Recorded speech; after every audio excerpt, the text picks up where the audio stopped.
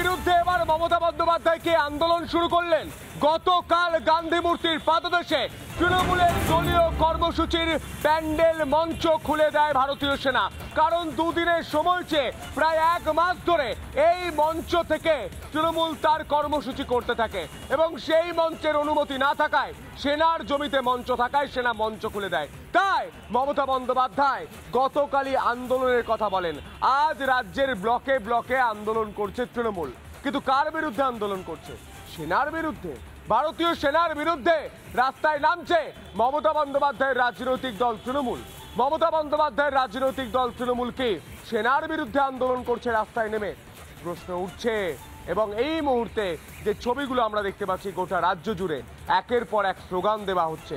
সেই স্লোগানে কার বিরুদ্ধে স্লোগান দেওয়া হচ্ছে? সেনার বিরুদ্ধে। গান্ধী মূর্তির পাদদেশ থেকে একাধিক ছবি আমরা দেখেছিলাম এবং আজ ডরিনা ক্রসিং এ নতুন করে মঞ্চ তৈরি করা হচ্ছে, সেই ছবি আমরা দেখতে পাচ্ছি। তাহলে মঞ্চ আগেই খুলে নিতে পারত। কেন মমতা বন্দ্যোপাধ্যায় রাজনীতি করার জন্য মঞ্চটা রেখে দিয়েছিলেন? দুদিনের অনুমতি নিয়ে 1 মাস মঞ্চ রাখা যায় না। এই বোধটা, এই জ্ঞানটা রাজ্য সরকারের প্রশাসনিক প্রধান মমতা বন্দ্যোপাধ্যায়ের নেই, না তৃণমূল সুপ্রিমো মমতা বন্দ্যোপাধ্যায়ের নেই, না তৃণমূল পার্টিটার নেই, তৃণমূল রাজনৈতিক দলটার নেই এই বোধটা। গতকাল মমতা বন্দ্যোপাধ্যায় কি হুঁশিয়ারি দিয়েছিলেন শুনবো।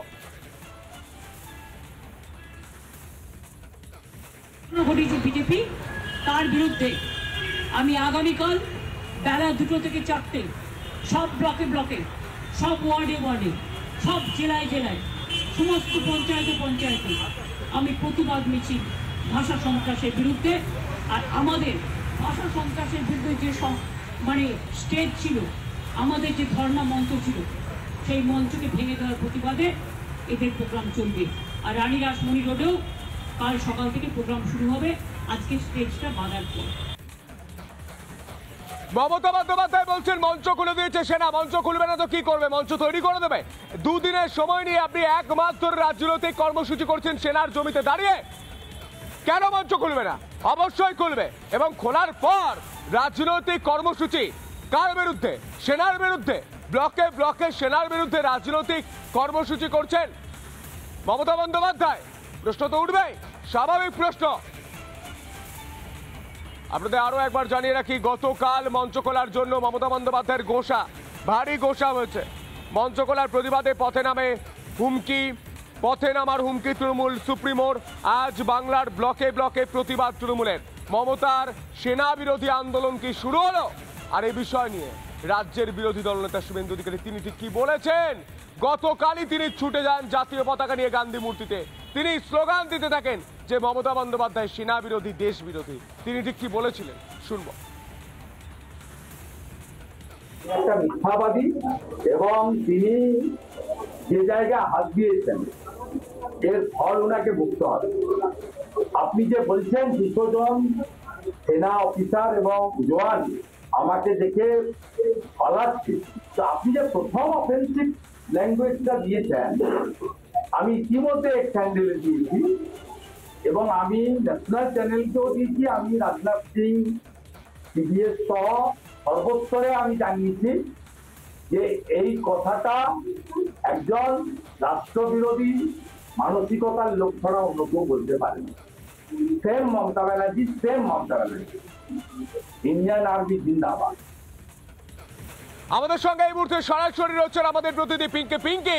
গতকাল মঞ্চ খুলে দেওয়ার পর ডরিনা ক্রসিং এ নতুন করে মঞ্চ তৈরি করছে তৃণমূল। তাহলে 1 মাস ধরে এই গান্ধী মূর্তির পাদদেশে সেনার অনুমতি ছাড়া মঞ্চ বেঁধেছিল কেন? প্রশ্ন করো তৃণমূলের নেতাদের।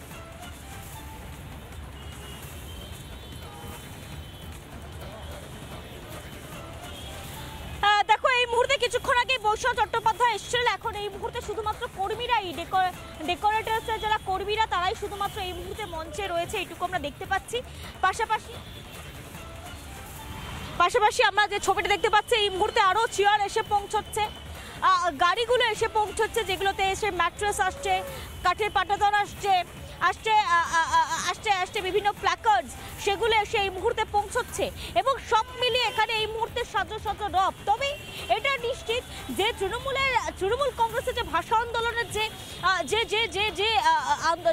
মঞ্চ, সেই মঞ্চ ডরিনাতে অবশেষে করতে হলো। তার কারণ সেনার তরফ থেকে স্পষ্ট জানিয়ে দেওয়া হয় দুদিনের বেশি তারা পারমিশন দিতে পারেন না, সেটা কোর্টের অর্ডার রয়েছে। দুদিন তারা পারমিশন দিয়েছিলেন, কিন্তু দেখা গিয়েছে 1 মাস ধরে কার্যত তৃণমূল কংগ্রেস মঞ্চ বেঁধে বসেছিলেন এই গান্ধী মূর্তির পাদদেশে।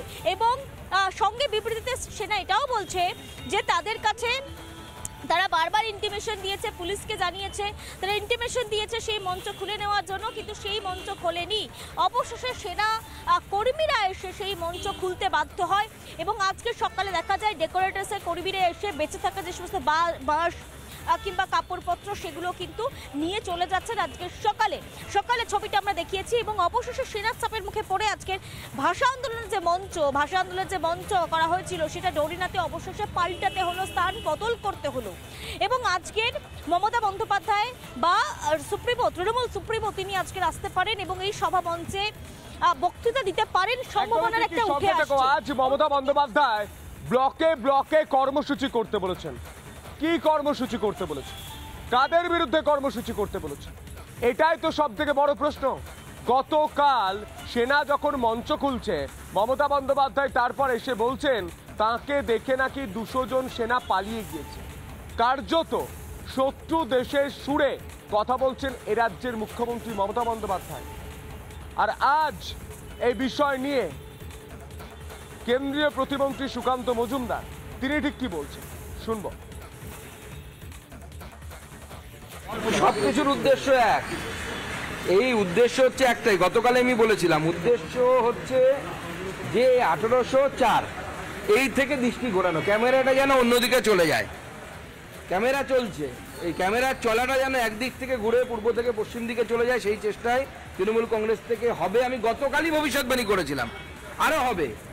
উদ্দেশ্য হচ্ছে কারণ প্রশ্নের উত্তর দিতে পারছে না, তো আপনারা প্রশ্ন করবেন তো, যদি ওই ধরনের কোনো আন্দোলন না হয় আপনারা তৃণমূল কংগ্রেসের নেতাদের কাছে প্রশ্ন করবেন যে রাজ্য সরকারেরই একটি সংস্থা এসএসসি, তারাই বলছে আমার রাজ্য সরকার চোর। এটা ভারতবর্ষে ভূভারতে কোথাও গণ্য হয়েছে?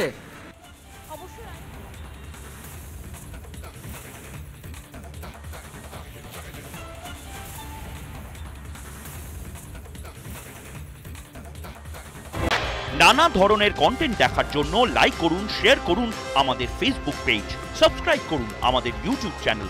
পাশাপাশি অন্যান্য ব্রেকিং নিউজের জন্য অবশ্যই চোখ রাখুন রিপাবলিক বাংলায়।